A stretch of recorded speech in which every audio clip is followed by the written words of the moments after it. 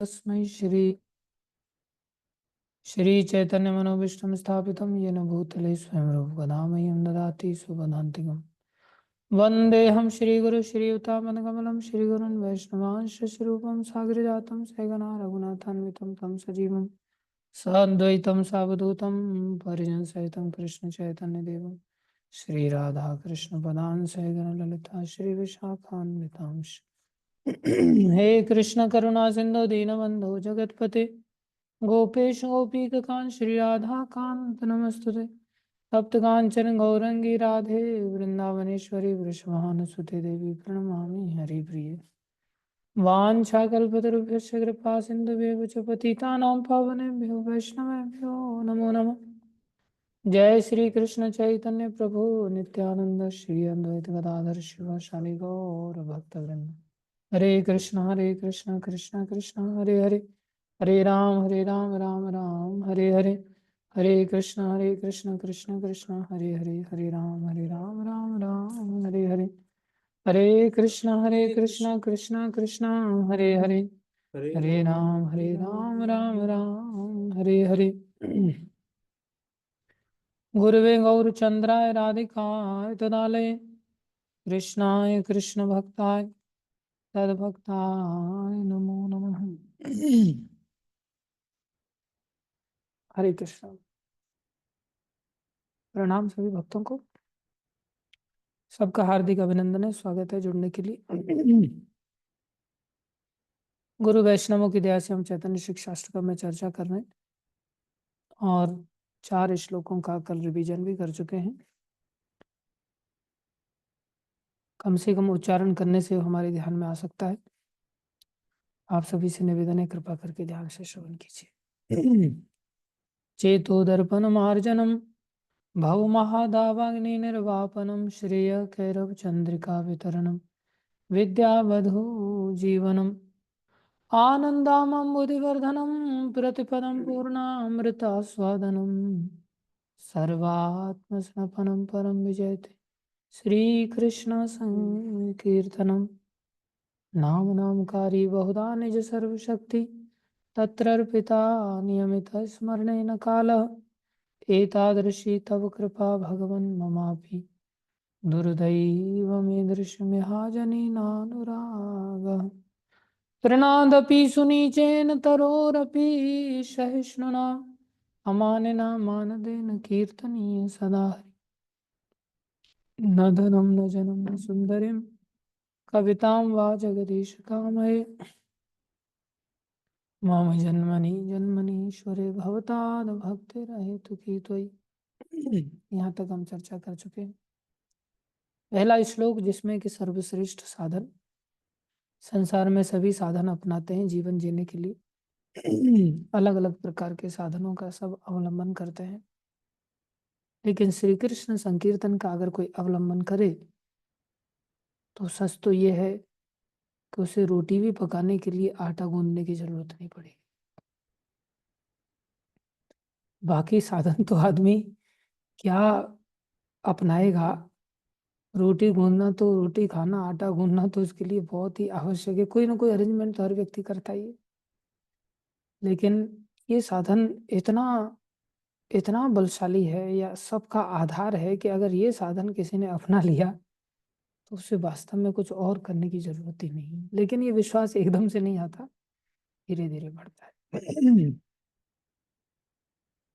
एक बार गौर किशोरदास बाबा जी या जगन्नाथ दास बाबा जी, दोनों में से कोई तो बाबा जी थे, अपने शिष्य को कहते हैं, शायद जगन्नाथ दास बाबा जी थे, बिहारी को कहते हैं, उनके ही शिष्य बिहारी थे। उनका नाम बिहारी नाम था, मतलब बिहार से भी हो सकते हैं वो बिहारी हों। से कई सारे भक्त लोग बिहार से होते तो उनको बिहारी बोल देते लोग। बिहार करने वाले को भी बिहारी कहा जाता है। रमण बिहारी, राधा रमण बिहारी, वृंदावन बिहारी, जो वृंदावन बिहार करते हैं,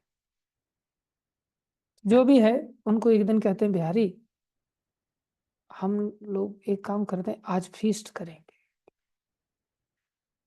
तो वो समझ रहे थे कि इनके पास फूटी कौड़ी तो है नहीं, ये फीस्ट की बात करते हैं, कैसे फीस्ट करेंगे, क्या फीस्ट करेंगे। तो सोच रहे थे पता नहीं क्या करेंगे, कहाँ से क्या करेंगे, यही जाने। बोले चलो। बोले कहाँ चलना है? बोले गोवर्धन की तलहटी में अंदर जाना है कहीं जंगल में। चले गए जंगल में और वहां जाकर के एक कुएं के किनारे बैठ गए, एकदम वीरान सुनसान, जहाँ कोई आता जाता नहीं। कुआ का किनारा, वहां पर चबूतरा बना हुआ था कुआ का, वहीं पर बैठ करके क्या करने लगे, हरे कृष्ण कृष्ण कृष्ण हरे हरे, हरे राम राम। बोले आज सनातन गोस्वामी का जन्मदिन है और तिरुभाव है, पता नहीं जो तिथि थी। बोले उनके इस उपलक्ष्य में आज हम लोग फीस्ट करेंगे। क्या फीस्ट करेंगे? बोले अखंड हम नाम जप करेंगे, यही फीस्ट है। तो उन्होंने नाम जप करना चालू कर दिया, और भैया नाम जप जैसे ही उन्होंने चालू कर दिया तो शाम होते होते तो दुनिया भर के व्यंजन वहां पहुंच गए। और वो वास्तव में संसारी फीस्ट भी होने लगे उनके लिए। वो नाम में वो रस था, वो टेस्ट था। तो जब नाम में वो टेस्ट आ जाएगा तो संसारी टेस्ट क्या उसके उससे अछूता रहेगा। आप कभी प्रभुपाद जी के फोटोज देखो प्रसाद लेते समय, ऐसा नहीं था कि प्रभुपाद जी हमारी तरह फोटो खिंचवाने के लिए बैठे हैं, जैसे हम लोगों को कभी चाउमीन वगैरह कुछ मिल जाता है ना कहीं भूले बिछड़े इधर उधर, दूसरे की शादी में अब्दुल्ला वो दूसरे की शादी में अब्दुल्ला दीवाना, ऐसे होता है ना वो। कल परसों में, कल परसों तो नहीं, थोड़े हो गए होंगे 8-10 दिन, तो दो बालक मेरे को फोटो दिखा रहे हैं, प्रभु जी ये देखो फोटो, ये देखो फोटो। तो क्या दिखा रहे हैं, वो दूल्हे के साथ फोटो खींच रहे हैं। बोला ये दूल्हा कौन है, कहाँ से? बोले ये हम नहीं जानते, शादी हो रही थी पड़ोस में, हम चले गए खाने के लिए। और जब खाने के लिए चले गए तो बोले फुल कॉन्फिडेंस में काम करना चाहिए, तो बोले दूल्हे के साथ जाकर के फोटो खिंचाया उन लोगों ने, जिससे कि कोई पूछ ना बैठे कि भाई तुम बाराती हो या घराती हो। और वो फोटो दिखा रहे हैं, और फिर घर पे भी वो अपने फोटोज को अपनी माँ को पिता को सबको दिखा रहे हैं। दूल्हे को कोई नहीं पहचानता।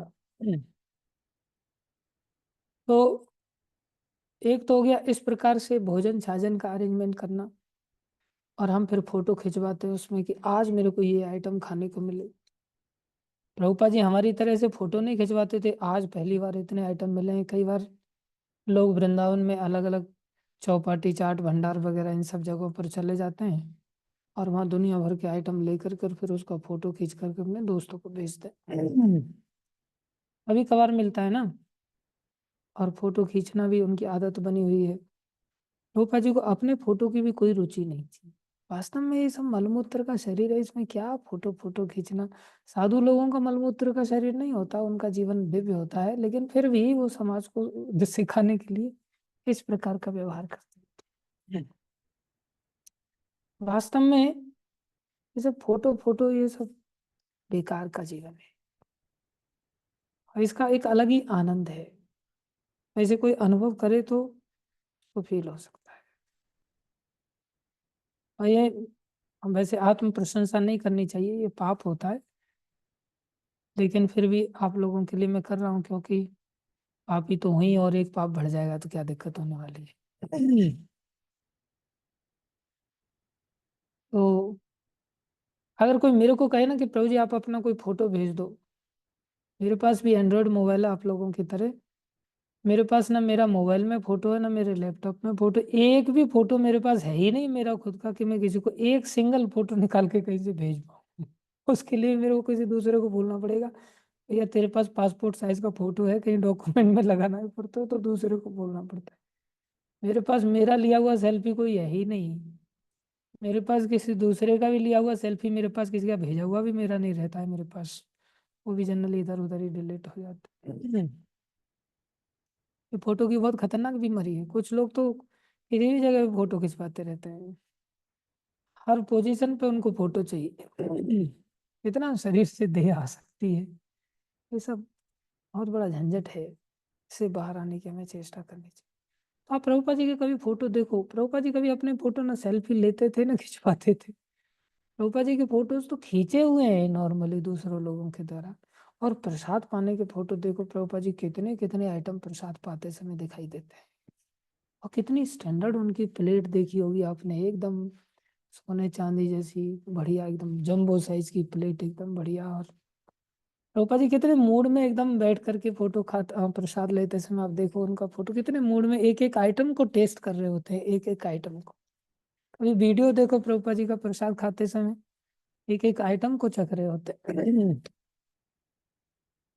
लेकिन फिर भी एकदम ऐसे नहीं कि चपल हो जाए, ओह आज तो चाउमीन मिल गई, आज तो नूडल्स मिल गई, आज तो मेरे को जैसे भगवान से भी बढ़कर कोई चीज मिल गई हो ऐसा नहीं।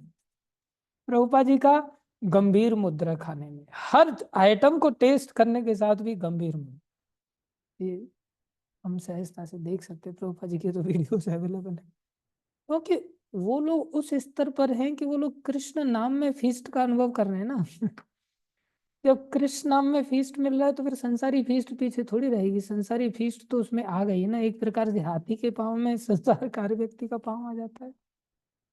जब डॉलर आ गया तो उसमें रुपया और फिर पाकिस्तानी रुपया, हिंदुस्तानी रुपया, सब रुपए इकट्ठे थोड़ी करने पड़ेंगे। इसलिए बिल्कुल सच बात है कि अगर कोई व्यक्ति इस साधन का आश्रय ले, जो कि सर्वश्रेष्ठ साधन है, ये ऐसा साधन है कि इस साधन का आश्रय लेने वाला व्यक्ति अन्य किसी साधन की आवश्यकता ही महसूस नहीं करेगा। अन्य साधन तो उसके लिए फिर कचरा हो जाएगा। आज हम गाड़ी से एक भक्त के साथ आ रहे थे तो वो बता रहे थे कि जो उपन्यास आदि पढ़ना, ये सब नॉवेल्स वगैरह पढ़ना तो अब बिल्कुल मेरे को कचरा लगता है। पहले हो सकता है उन सब चीजों के फैन हो रहे होंगे, मैंने तो कभी पढ़ा नहीं मैं तो न फैन बन पाया न एसी बन पाया मेरा जीवन तो गर्मी में ही बीता लेकिन भगवान की दया से उपन्यास वगैरह तो नहीं पढ़ता था मैं, लेकिन गाने बहुत सुनता था। पुराने गाने मेरे को बहुत पसंद थे और मेरे पास पूरा ट्रंक भर के कैसेट्स थे उसके। लेकिन जब कृष्ण कीर्तन आश्रय का एक अवसर मिला तो कीर्तन का ऐसा प्रभाव हुआ कि वो सब कचर पट्टी लगने लग गई। वो भक्त कह रहा सब उपन्यास वगैरह सब बकवास लगता है प्रभु जी, अब किसी चीज में कोई ऐसा लगता है सब फालतू की चीज है। अरे ये सच है, सारा संसार ही उस व्यक्ति को एकदम टेस्टलेस लगता है लेकिन कृष्ण नाम का ढोंग में भी आश्रय कोई कर ले, ये तो मैं अपने ढोंग की बात बता रहा हूँ, असलियत में अगर कोई कर ले, जैसे रघुपति दास प्रभु हमारे, ये सब अच्छे भक्त लोग हैं, पुनीत प्रभु हैं, ये सब अच्छे भक्त लोग हैं जैसे, हाँ, और भी कई सारे भक्त लोग हैं, हम किस किस का नाम ले कपिल मुनिदास जी जुड़े हैं, ये भी बहुत अच्छे भक्त हैं, इन्होंने भी आश्रय लिया है तो सब चीजें एकदम नीरस हो जाती। तरुण प्रभु हैं, कोई दौड़ भाग नहीं किसी चीज की, सब लोग इस साधन की महिमा का अनुभव करते हैं। हमारे वाल्मीकि मुनि प्रभु हैं, वो कहीं भी घुमा लो कुछ भी कर लो, लेकिन आखिर में आश्रय तो भगवान का ही है अंदर से। हाँ, कई बार आदमी भटक जाता है थोड़े बहुत दिन के लिए, लेकिन फिर बाद में उसे रियलाइज होता है सब लोगों को कि संसार नीरस है, सब फालतू की चीज है। तो पहले श्लोक से ये सीखने को मिलता है कि सर्वश्रेष्ठ साधन है, इस साधन का आश्रय जितना गंभीरता से ले सके उतना लेना चाहिए। इसका नाम का आभास ही हमें इतना बड़ा सुख दे देता है कि संसार के सुख फीके लगते हैं, तो साक्षात नाम की अनुभूति हो जाएगी, तब क्या आनंद का हम अनुभव करेंगे, सोच सकते हैं। परीक्षित आदि का स्तर वो हमारे सामने ज्वलंत रूप से उदाहरण है, जिसमें कि उन्होंने खाना पीना सब छोड़ दिया। दूसरा श्लोक था जिसका कुल मिलाकर के आशय था कि ये सर्व सरल साधन है, सबके लिए उपलब्ध है, सार्वजनिक है, सार्वभौमिक है, सार्वकालिक है। सार्वजनिक मतलब सब लोगों के लिए, सार्वभौमिक मतलब सब जगह उपलब्ध है, सार्वकालिक मतलब सुबह दोपहर शाम रात आधी रात जब लेना है तब ले सकते और इससे ज्यादा सुलभता क्या चाहिए भाई। और कैसी सुलभता, देश काल आदि का नियम, ऊपर से कोई चार्ज भी नहीं रखा है, फोकट में बांटा जा रहा है, कोई कीमत नहीं। 2,000 रुपए के इंजेक्शन 2 रुपए में मिलने लग जाए तो आदमी को विश्वास थोड़ा कम होता है कि इससे बीमारी ठीक होगी क्या, और फोकट में मिलने लग जाए तब तो और भी विश्वास नहीं होता कि ये अपना ही फायदा उठा रहे हैं, फोकट में दे रहे हैं, हमारा तो कोई इसमें बेनिफिट होने वाला है नहीं। इसलिए श्रद्धा नहीं हो पाती, इसलिए हम उस प्रकार से जुड़ नहीं पाते। ये हमारी सबसे बड़ी बीमारी, हम किसी व्यक्ति के प्रति जिम्मेदार नहीं हो पाते कि मुझे इस हरि नाम के बारे में किसी को रिपोर्ट भी करना है, किसी को बताना भी है कि भाई मैंने इतना कथा सुना, मैंने इतना रीडिंग किया, मैंने इतना हियरिंग किया, मैंने इतना जपा किया, मैंने इतना घंटा सोने में व्यतीत किया, इतना घंटा मैंने सेवा में व्यतीत किया, और मैं अपने जीवन में इस प्रकार से प्रचार कार्य के लिए ये प्रकार से सहयोग कर रहा हूँ। आज मैंने इतना बुक डिस्ट्रीब्यूशन किया, या मैंने आज इतनी बुक से स्पॉन्सर की, या मैं यहाँ मंदिर का निर्माण करा रहा हूँ, या मंदिर के निर्माण में सहयोग कर रहा हूँ, या संसार के प्रचार कार्य के लिए सारी श्रद्धा होगी तो हम इसी चीज के लिए काम करेंगे ना। श्रद्धा ही नहीं, हम किसी व्यक्ति के प्रति जिम्मेदारी ही नहीं, क्योंकि हमें परंपरा से सब चीजें फोकट में मिल गई हैं। फोकट में ले लेकर के लोग भाग जाते हैं, कौन सा कोई व्यक्ति जिम्मेदारी उठाता है। बिजली हम चलाते हैं, यूज करते हैं, लेकिन बिजली बिल वाले पहुंच जाते हैं तो हम उनकी चिंता करते हैं, भाई इनको बिल भी भरना है, तो हम उनकी चिंता करते हैं। लेकिन जो आते ही नहीं हमारे सामने तो हमें उनकी चिंता भी नहीं होती। लेकिन हमें श्रद्धा करनी चाहिए, उदार भाव हमारे जीवन में लाना चाहिए, तो ही ये हरिनाम ज्यादा असर करता है। तो दूसरा लक्षण था श्लोक का कि सर्व सुलभ है, नामनामकारी बहुधा निज सर्वशक्ति, तत्र अर्पिता नियमित स्मरणेन कालः, एतादृशी तव कृपा भगवन् ममापि दुर्दैव मे दृश्य आज। मेरा दुर्दैव, लेकिन इसमें एक दुर्दैव है हम लोगों का, क्या? श्रद्धा नहीं है तो अपराध हो जाते हैं, लाइटली ले लेते हैं तो फिर अपराधी होंगे, गंभीरता से लेंगे तो अपराध क्यों होंगे?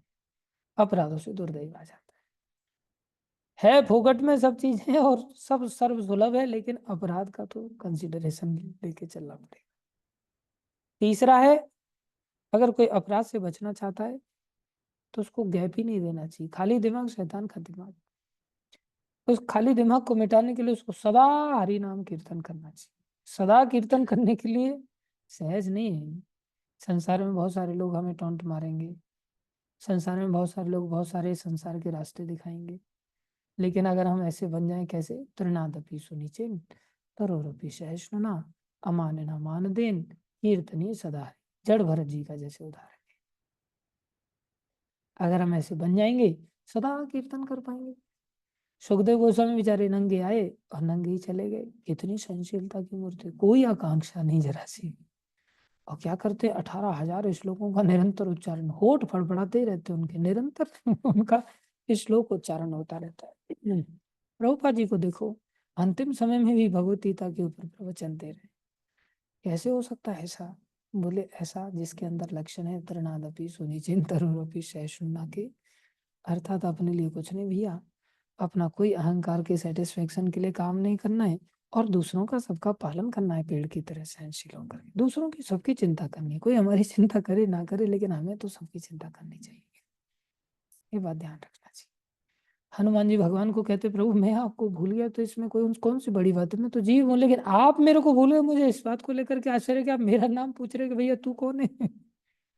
ये बहुत बड़ी बात है, आप नहीं भूल सकते। ऐसे ही गुरुजन होते हैं जो शिष्य का सदा ध्यान रखते हैं।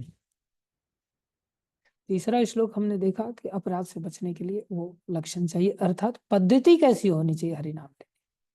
तो तीसरे श्लोक में हरिनाम की पद्धति का वर्णन किया। चौथे श्लोक में हमारी भावना कैसी हो जाती है जब हम इस पद्धति पर चलते हैं, तो एक साधक की भावना कैसी हो जाती है? बोले उसकी भावना हो जाती है, न धनम न जनम न सुंदरिम कविताम वा जगदीश, काम है मुझे ये सब चीजें नहीं चाहिए। फिर क्या चाहिए भैया? धन नहीं चाहिए तो सीधा सोना चाहता, नोट नहीं, अरे वो सब धन में आ गया। सोना चांदी अलग नहीं है, वो सब धन है, गाड़ी घोड़ा बंगला सब धन है। एक कहता है 9वीं क्लास में पढ़ता है वो, उसके घर वाले कह रहे, बेटा तू शादी का क्या प्रोग्राम है, तेरा बड़ा भाई तो शादी कर रहा है। बोले मैं भी करूंगा शादी, उसमें क्या है? तो क्या लेगा दहेज फहेज में? बोले कुछ नहीं, एक लैम्बोर्गिनी लूंगा बस मैं गाड़ी, बस बाकी कुछ दहेज में और कुछ नहीं चाहिए मेरे, सिर्फ एक गाड़ी दे दो और उसका पेट्रोल का खर्चा बस आगे देता रहे बस, बाकी मेरी और कोई अपेक्षा नहीं, बस इतना छोटी सी डिमांड है बस मेरी, एक गाड़ी बस। बताओ, संसार में लोगों की चेतना कहाँ कहाँ अटकी रहती है। तो भगवान ने इसलिए बोला ये सब चीजें धन में आ जाती हैं, जन में आ जाती है, ना शादी करनी, कुछ नहीं चाहिए, ना धनम न जन्म न सुन स्त्री आदि जन आदि कोई नहीं चाहिए, न सुंदरिम कविताम, संसार की पढ़ाई लिखाई भी जो भगवान से दूर ले जाए वो सब चीजें भी नहीं चाहिए। क्या चाहिए भैया फिर तुमको? और महाप्रभु ने ये बात घोषणा किया, बोले मैं क्षत्रिय हुई ही नहीं, मैं ब्राह्मण हुई ही नहीं, मैं वैश्य हुई ही नहीं, मैं शूद्र हुई ही नहीं, मैं ब्रह्मचारी भी नहीं, सन्यासी भी नहीं, वानप्रस्थी भी नहीं, गृहस्थी नहीं, फिर हो क्या? बोले गोपी भरतु पद कमले और दास दास अनुदास। मैं केवल गोपियों के भरतु, जो गोपियों के पति श्री कृष्ण है, उनके दासों के दासों का दास। दास का काम क्या होता है? दास क्या डिमांड करेगा? बोले मेरे को सेवा दे दो। हाँ, मेरे जैसे दास नाम वाले बहुत मिल जाएंगे जो सेवा देते हैं दूसरों को, लेकिन जो सच्चे दास होते हैं वो सेवा दूसरों की ग्रहण करते, दूसरों की सेवा करते हैं, और सेवा ही भक्ति है। इसलिए महाप्रभु कह रहे हैं मुझे ये सब चीजें नहीं चाहिए। अपराध मुक्त व्यक्ति कोई हो गया तो उसकी चेतना कैसी बन जाती है? बोले न धनम न जनम न सुंदरिम कविताम वा जगदीश कामे माम जन्मनि जन्मनि ईश्वरे भवताद भक्ति अहेतु। हे प्रभु, केवल अहेतु की भक्ति चाहिए। आज हम 5वां श्लोक जो जीव का स्वरूप दर्शाता है कि जीव का स्वरूप क्या है, वर्तमान हमारी स्थिति कैसी है, जिसमें महाप्रभु कह रहे अरे नंद तनुज किंकरम। हे कृष्ण, चैतन्य महाप्रभु अपने भावों को व्यक्त कर रहे हैं। एक साधक के कैसे भाव होते हैं? हे नंद तनुज, हे नंद महाराज के पुत्र। अब देखो, कृष्ण भी कई हैं, मथुरा के भी कृष्ण हैं, लेकिन वो नंद तनुज नहीं है, वो वसुदेव तनुज है। द्वारका भी कृष्ण है, वो द्वारकाधीश है तो वसुदेव तनुज ही वहां, लेकिन वसुदेव तनुज बन के कम रहते हैं, द्वारकाधीश बन के ज्यादा रहते हैं। मथुरा में वसुदेव तनुज बन के रहते हैं, लेकिन ब्रज में, जहाँ भगवान वृंदावन में, नंदगांव आदि में, गोकुल आदि में, वहां भगवान नंद तनुज बन करके रहते हैं। वहां भगवान चक्र आदि को धारण नहीं करते, केवल बंशी बजाते, बंशी का वादन करते। तो बोले अय नंद तनुज, मैं किनका किंकर हूँ? बोले नंद तनुज, जो नंद महाराज के पुत्र हैं, जो श्री कृष्ण है, उनका मैं किंकर हूँ। अय नंद तनुज किंकरम पतितम विषमे भव अम्बुधौ। अब मेरे साथ सबसे बड़ी समस्या क्या हो गई है? बोले संसार के सागर में, अम्बुद, अम्बु मतलब पानी, ध मतलब धारण करने वाला, जो अगाध जल राशि को धारण करता है। बोले ये संसार जो समुद्र की भांति है, विशाल है, मैं इसमें गिर पड़ा हूं। पतितम विषम में भव अम्बुदो, ये भव मतलब जो निरंतर होता रहता। भव माने होना, जैसे बोलते हैं ना, पुत्रवती भव, आयुष्मान भव, कीर्तिमान भव। भव मतलब होना, तुम कीर्तिमान हो जाओ, तुम पुत्रवती हो जाओ, तुम आयु को प्राप्त हो जाओ। ऐसे ही भव मतलब होना। ये संसार निरंतर होता रहता है। संसरति इति संसार, जो निरंतर चलता रहता है। बोले गच्छति इति जगतः, जो जगत मतलब जो गति को प्राप्त हो रहा है, बोले उसी का नाम जगत है, जो निरंतर चलता रहता है। तो संसार में, संसार कैसा है? बोले भव सागर है। और सागर में क्या पाया जाता है? सागर में बड़े बड़े मगरमच्छ पाए जाते हैं, तिमिंगल पाई जाती हैं, जो बड़ी विशाल होती हैं। ऐसी विशाल तिमिंगल मछलियां होती हैं जो हाथी को निगल जाए, हाथी को एक बार में ही निकल जाए, ऐसी ऐसी विशाल मछलियां। तो भक्त कह रहा है, भगवान से प्रार्थना कर रहे हैं, महाप्रभु एक भक्त की स्वरूप को यहाँ पर दर्शाए। हमारी वर्तमान दशा क्या है? संसार को लेकर के भी आलोचना करना ये कितना जरूरी है, संसार के दुखों की स्थिति को भी आलोचना करना ये कितना आवश्यक है, इस श्लोक से समझा रहे हैं। पहले तो कह दिया मम जन्मनि जन्मनि ईश्वरे भवताद भक्ते रहे तो की त्वयि, मेरे जन्म पर्यंत जन्म हो इस संसार में, कोई दिक्कत नहीं मेरे को। लेकिन वहां एक लाइन बोला था, आए तो कि आपकी भक्ति हो जाए बस। लेकिन भक्ति हो तो कोई दिक्कत नहीं है, भक्ति नहीं है तो भैया दिक्कत है। लेकिन भक्ति संसार की दिक्कतों को लेकर के तो आदमी पहले करना शुरू करता है। जब संसार में दिक्कतें उसको अनुभव नहीं होंगी तो भक्ति करने क्यों चलेगा? इसलिए संसार की वास्तविकता को भी देखना ये बहुत जरूरी है कि संसार की दशा क्या है, संसार कितना चलायमान है। लेकिन हम सब भूले हुए हैं, महाभारत का जो युद्ध हुआ इतना भीषण युद्ध था कि आज तक कोई ऐसा युद्ध ही नहीं हुआ। इतने लोग मारे गए उसमें, करोड़ों की तादाद में लोग मारे गए। कोई युद्ध ऐसा नहीं हुआ जो महाभारत का युद्ध था। अलग अलग सारे संसार के देशों ने भाग लिया था उसमें। चीन देश का राजा था भगदत्त, वो भी आया था और वो भी मारा गया। उसके पास वरदान था, अमोघ थी उसकी गदा, वो भी मारा गया। सारे संसार के लोग मारे गए थे उसमें। लेकिन हमारी एक पद्धति है, उस समय सारे संसार में हिंदू धर्म था, सनातन धर्म था, इसलिए सारे सनातन धर्म के अनुसार इकट्ठे होकर के उनके परिवारीजन गंगा किनारे पहुंचे और गंगा जी में वो श्राद्ध तर्पण करने लगे। श्राद्ध विधि ये वैदिक विधि है। इसमें क्या होता है, व्यक्ति जो मर करके दूसरी जगह चला जाता है, मान लो कुत्ता बन गया, गधा बन गया, सुअर बन गया, पेड़ बन गया, देवता बन गया, जो भी बन जाता है, उसको वो लोग जल देते हैं और भोजन देते हैं थोड़ा सा। तो यहाँ से जल अर्पण करते हैं तो उसको वहां जल मिल जाता है। अब हमें ऐसा लगता है कि पानी की क्या अहमियत है, लेकिन जो प्यासा मरता है ना कभी, उसको पता चलता है। अब जैसे भूत प्रेत आदि होते हैं, इन लोगों को पानी भी नसीब नहीं होता, ये बेचारे प्यासे ही रहते हैं बहुत ज्यादा। अगर हमारे पूर्वज कोई भूत प्रेत आदि बन जाते हैं और हम यहाँ से जल तर्पण आदि करते हैं तो उनको जल प्राप्त हो जाता है। वो लोग दूषित जल लेते हैं, जो जिस प्रकार का है उसको वैसा ही वहां पर उसका रूप बदल करके वो चीज प्राप्त हो। मान लो आपने यहाँ हलवा पूड़ी चढ़ाया अपने पितृश्वरों के लिए, पूर्वजों के लिए, और आपके पूर्वज कुत्ते बिल्ली बने हुए हैं, तो उनको वहाँ कुत्ते बिल्ली वाला भोजन मिल जाएगा। यहाँ वाला भोजन रूप बदल करके, मतलब फाइल चेंज हो जाएगी और उनके लिए जो फाइल अप्रोप्रिएट है उस रूप में वो डाउनलोड हो जाएगी।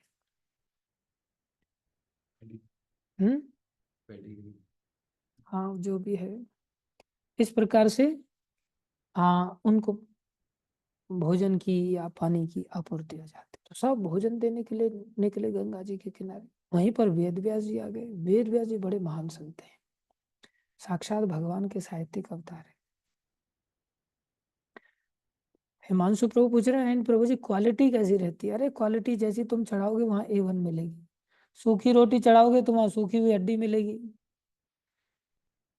और अगर यहाँ से आप बढ़िया हलवा पूड़ी चढ़ाओगे तो वहां पर तुरंत वाला कोई मांस मिल जाएगा उस जीव को, अगर मांसाहारी है तो। क्वांटिटी और जितनी चढ़ाओ उस हिसाब से मिल जाएगी। आप आदमी के पेट के अनुसार चढ़ा रहे हो और वो हाथी बना हुआ है वहां, तो आदमी के पेट की भावना से चढ़ा रहे हो तो उसको हाथी की क्वांटिटी मिलेगी, चिंता मत करो। बहुत चिंता हो रही है इसको क्वालिटी क्वांटिटी की। तो इधर आजा, मैं तेरे को क्वालिटी क्वांटिटी का सब दिखाता हूँ। तो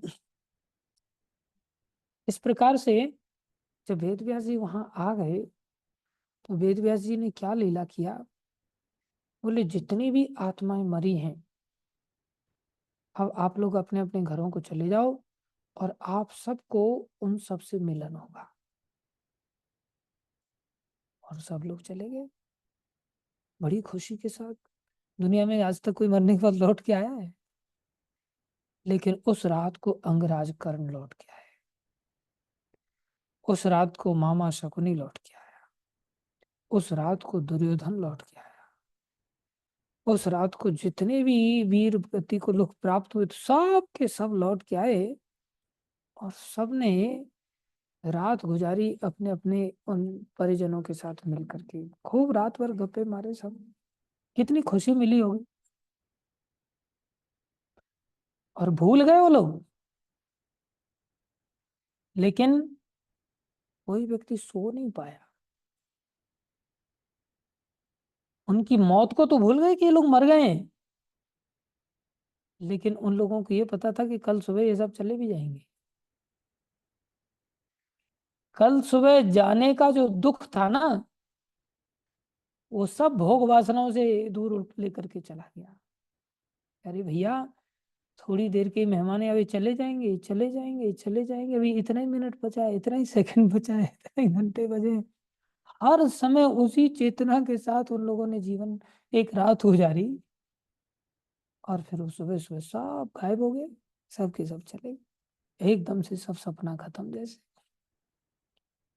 अब उन लोगों को रियलाइज हुआ कि वास्तव में ये संसार तो एक प्रकार से मात्र सपना है। ऐसी रातें हमने न जाने कितनी गुजार दी, लेकिन ये फील नहीं हुआ कि ये सपना है। ऐसा नहीं है कि वर्तमान में एक दिन छोड़ के सब लोग नहीं जाने वाले। संसार में हर व्यक्ति के माता पिता, चाहे वो मेरे माता पिता हों या महेश के माता पिता हों या संतान हो, सब नहीं जाना है। लेकिन क्या सोच रहे हैं, प्रभु जी बस थोड़ा समय और, थोड़ा समय और।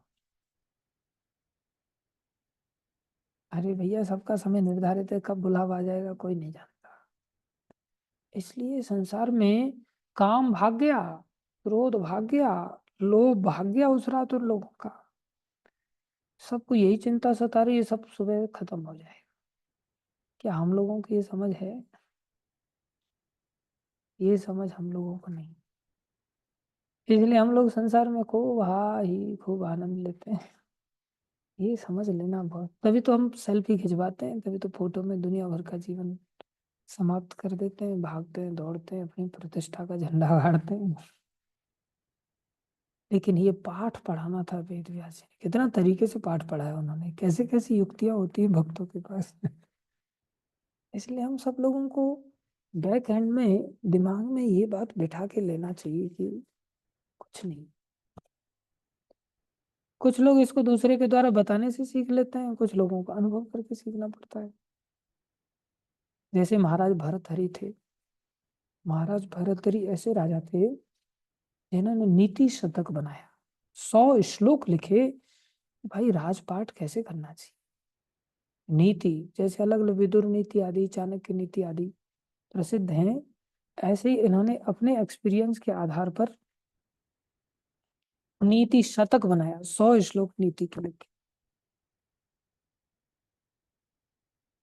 उसके साथ ही अब राजा थे, शासन करना है तो नीति शतक बनाए।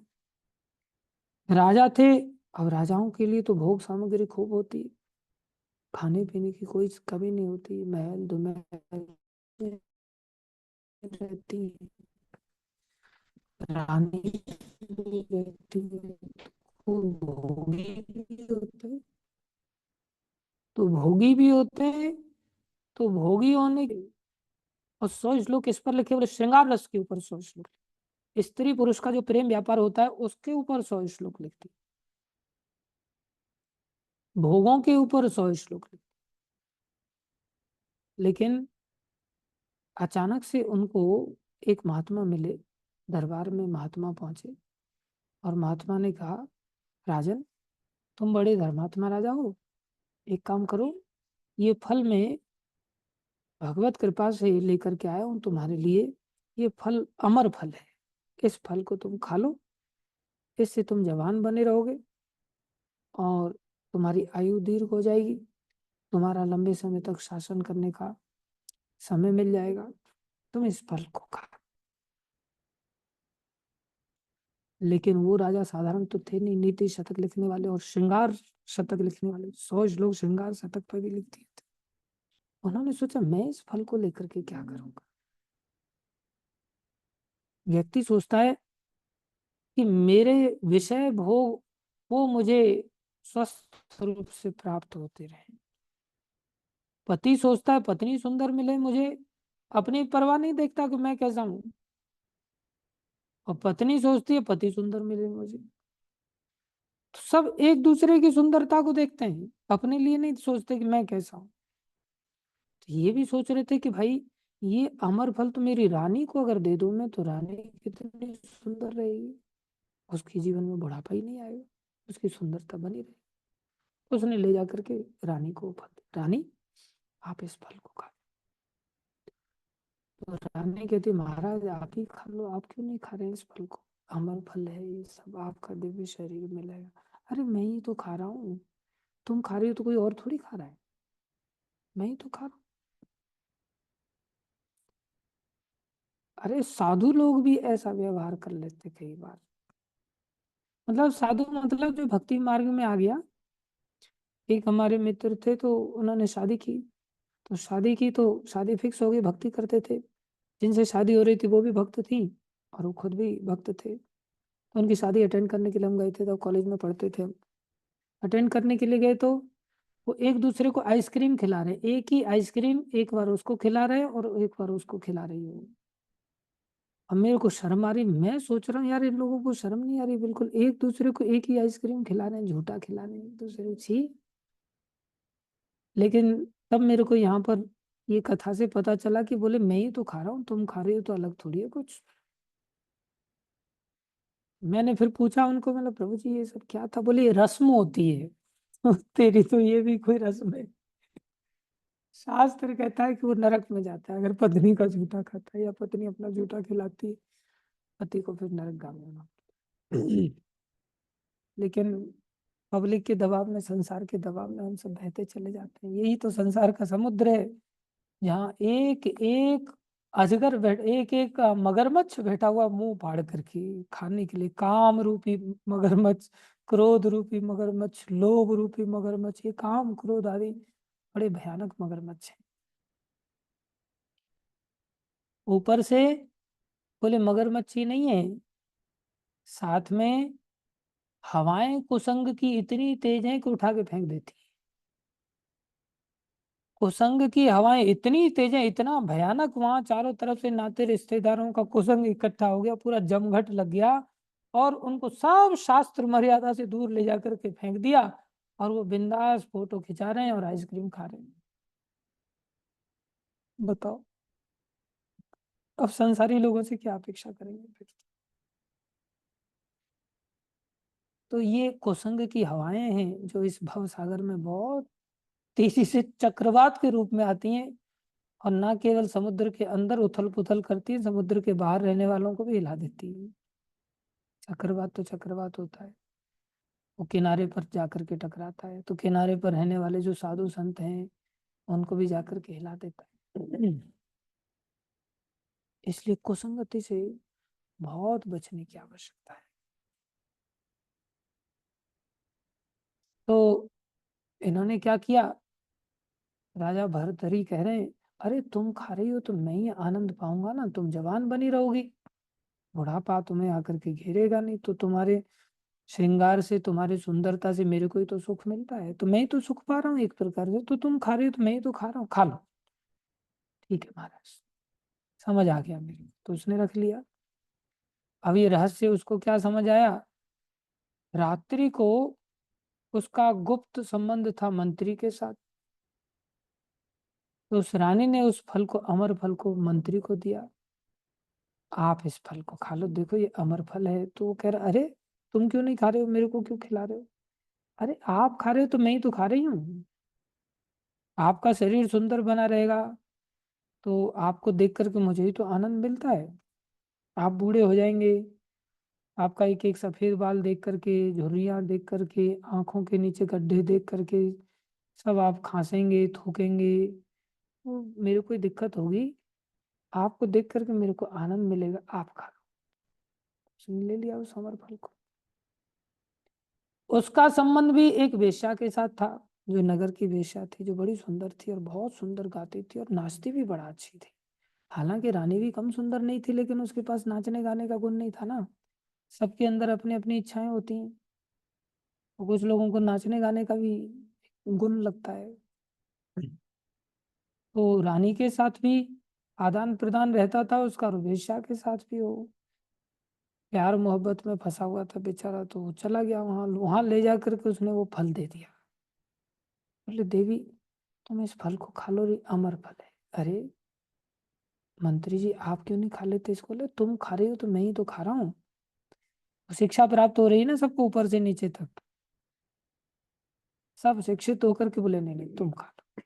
अब उसने फल तो ले लिया, लेकिन बेचारी बड़ी पछताने लगी, सोचने लगी अरे ये फल तो मेरे को मिल गया है, लेकिन मेरा पापी जीवन शुरू से ही रहा है, और मेरे पापों का तो मेरे को संस्कार पड़ गए, और मेरे से ये पाप छूटने वाले तो अब है नहीं। आदत पड़ जाती है ना तो पाप आसानी से छूटते नहीं। अब बोले मेरे को आदत पड़ गई है, मरते मर जाऊंगी लेकिन ये पाप तो छूटेंगे नहीं, और इससे तो मेरी आयु लंबी हो जाएगी और मैं ज्यादा पाप करूंगी, तो ये तो मेरे लिए अच्छा नहीं। उसने सोचा राजा बड़ा धर्मात्मा है, जैसे संत ने सोचा था ना, राजा बड़ा धर्मात्मा है, उसका अगर शासन संसार में लंबे समय तक चलेगा तो लोगों का बड़ा भला होगा। और ये सच बात है, राजा धर्मात्मा होना बहुत जरूरी। इसलिए सबसे पहले शिक्षाएं लीडर्स को देनी चाहिए, सबसे पहली शिक्षाएं राजा को देनी चाहिए। साधारण व्यक्ति को शिक्षा मिले ना मिले, लेकिन जो समाज के वरिष्ठ लोग हैं, समाज के जो लीडर्स हैं, उनको अगर शिक्षा नहीं दी तो सारा समाज गड्ढे में चला जाता है। इसलिए इस बात को सब लोग आप गंभीरता से लेना। आप लोग भी राजा करो। शिक्षाओं को लेकर के हम शिक्षा किसी राजा को दें, अच्छी बात है। अगर कोई सुनता है तो, नहीं सुनता तो हम खुद राजा क्यों नहीं बनेंगे, हम भी राजा बनेंगे। राजा बनने के लिए राजा नहीं, प्रजा को इस प्रकार से भला करने के लिए राजा बनने की आवश्यकता। महाराज युधिष्ठिर ऐसा ही सोचते थे, महाराज परीक्षित ऐसा ही सोचते थे, महाराज अम्बरीश ऐसा ही सोचते थे, जितने भी राजा हुए हैं सब ऐसा ही सोचते थे। इसलिए राजा का भक्त होना बहुत जरूरी है। इसलिए बड़े बड़े लीडर्स को ये शिक्षा देना बहुत जरूरी है। आसानी से हम उन लोगों को शिक्षा दे नहीं सकते क्यों, वो बहुत बड़े पद पर आसीन है और हम लोग छोटे पद पर आसीन है। तो हमें बड़ा होने में कोई दिक्कत नहीं है, हम उनके बराबरी का कोई ऐसा स्तर ला सकते हैं, कोई हानि नहीं है उसमें। या तो साधुता में उतना ऊंचा स्तर आ जाए तो बहुत अच्छी बात है, या संसारी रीति से आ जाए उतना स्तर, लेकिन शिक्षा के साथ। बिना शिक्षा के तो फिर सारा जीवन कबाड़ा है। तो उसने राजा की चिंता की, ये अमर फल तो राजा को प्राप्त होना चाहिए, राजा बड़ा धर्मात्मा है। लेकर के राजा के पास पहुंची और दरबार में जाकर के उसने महाराज से प्रार्थना की, महाराज मैं आपसे अकेले में मिलना चाहती हूँ, कुछ मुझे वार्ता करनी है। तो राजा उसके साथ अकेले में मिलने के लिए चले। बोलो। उसने बोला, महाराज मेरे को दैव कृपा से अमर फल प्राप्त हुआ है, और आप तो धर्मात्मा राजा हैं, मैं तो वेश्या हूँ, मेरा तो पाप में जीवन व्यतीत हुआ है, आगे भी मैं पाप ही करूंगी, ये अमर फल को आप पालो।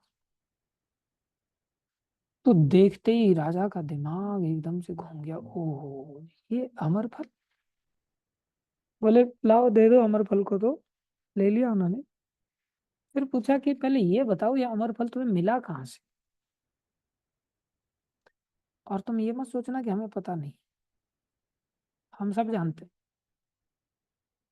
इस अमर फल का सारा इतिहास हमें ज्ञात है, इसलिए बिल्कुल सच सच बताना, नहीं तो इसी समय तलवार देख रहे हो, तलवार सीधी निकाल लिया उन्होंने, चमचमाती हुई तलवार देख करके बोले, जीना है या मरना है, बताओ तुम्हारी इच्छा क्या है। बोले महाराज बताती हूँ।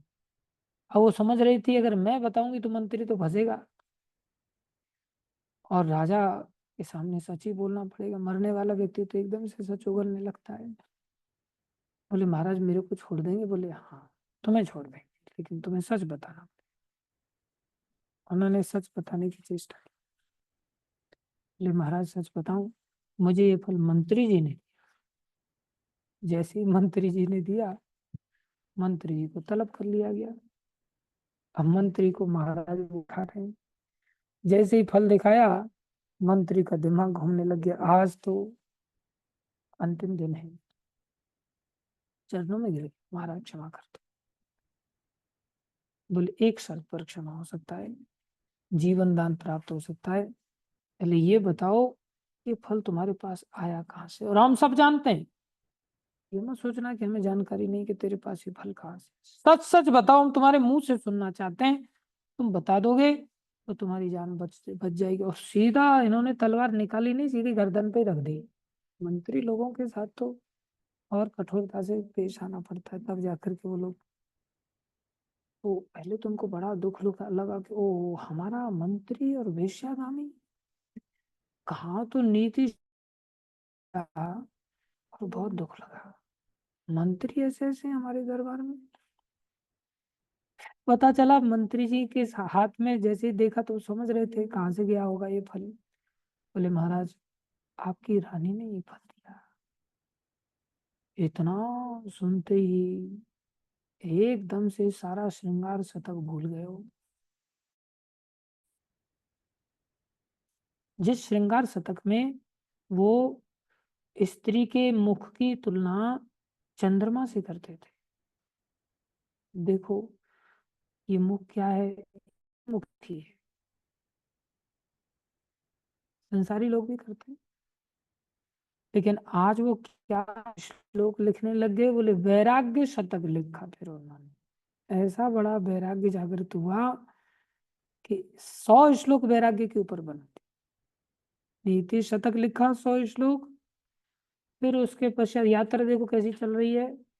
फिर श्रृंगार शतक लिखा, और श्रृंगार शतक लिखने के बाद आज वैराग्य शतक लिख रहे हैं वो। और वैराग्य शतक में क्या लिख रहे हैं आप? एक श्लोक उन्होंने बड़ा सुंदर लिखा, उसमें लिख रहे हैं मुखम श्लेष्मागारम। अरे जो मुख था स्त्री का, और खाली स्त्री की बात नहीं कर रहा, उनका श्लोक स्त्री के लिए लिखा उन्होंने, यही एप्लीकेबल पुरुष के लिए भी होता है। तो बोले इसका मुख क्या है, बोले तो श्लेष्मा का आगार है। श्लेष्मा गारम मतलब अंदर से जो कफ है, आप थोड़ा सा खांसे अच्छी तरह से तो नीचे से निकल के आएगा पीला पीला, जो कफ है श्लेष्मा है। और थूक है, लार है, और किसी किसी के मसूड़े फूल जाते हैं बेचारे, तो मसूड़ों में से भी पस निकलता है। ये सब बोले क्या है, ये सब गंदगी से भरा हुआ मुंह है और कुछ नहीं। ये मुंह क्या है, बोले मुखम श्लेष्मागारम। ऐसे मुख की मैंने क्या की थी, बोले तदपि शशांके न तुलितम। मैंने इसकी शशांक मतलब चंद्रमा के साथ तुलना किया, देखो मैं कैसा मूर्ख था।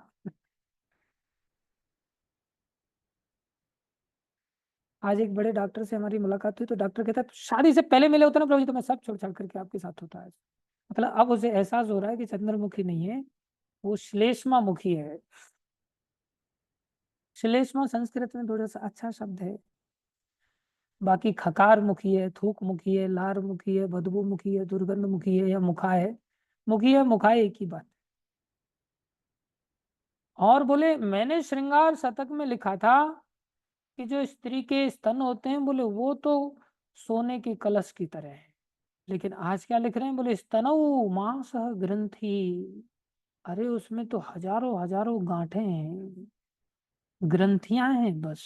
वो तो ग्रंथियों का संग्रह है। मैं क्या सोचता था, कनक कलशो इति उपमितो। मैंने तो इसको सोने का कलश मान करके मैंने सदा इसी का चिंतन किया। और नजर बराबर चली जाती है, काम अंदर से बराबर खींच करके ले जाता है। लेकिन श्रृंगार शतक के पश्चात वैराग्य शतक में उनको ये अनुभूति हो रही। अमर फल देखो कैसी अनुभूति करा रहा है, और ये वास्तविक अनुभूति है। फिर वो क्या कह रहे हैं, बोले मैं जिस भोग योनि के पीछे पागल रहता था, अरे वहां तो निरंतर मल मूत्र का ही श्राव होता है। श्रवणम मूत्रम किलनम करितर शिरसी पारधी जघनम। बोले जिस शरीर को मैं बहुत सुंदर समझता था, लेकिन वो तो पूरा शरीर मल मूत्र का घड़ा निकला, जहां से निरंतर मल मूत्र छूता रहता है, निकलता रहता है।